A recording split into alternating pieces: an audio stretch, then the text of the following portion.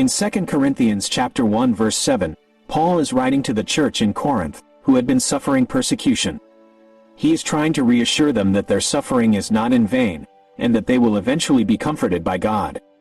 He says that he has hope for them because he knows that they are sharing in the sufferings of Christ, and that those who share in Christ's sufferings will also share in his comfort. This verse teaches us several important lessons about suffering. Suffering is not something to be avoided, but something to be embraced. When we suffer, we are sharing in the sufferings of Christ, and this makes us more like him. Suffering is not the end of the story. It is followed by comfort, which comes from God. Our hope for the future is secure, because we know that God will comfort us in our suffering. If you are suffering, I encourage you to remember these lessons from 2 Corinthians chapter 1 verse 7. God is with you, and he will comfort you. Here are some additional thoughts on the lesson of 2 Corinthians chapter 1 verse 7. Suffering can be a time of great growth and transformation. When we are forced to rely on God, we learn to trust him more deeply.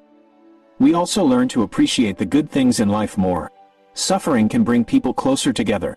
When we share in each other's sufferings, we develop a deeper bond of love and compassion. Suffering can be a powerful witness to the power of God. When we endure suffering with hope and faith, we show the world the love and power of God. If you are struggling with suffering, I encourage you to reach out to a trusted friend, family member, or pastor for support. You are not alone, and there is hope.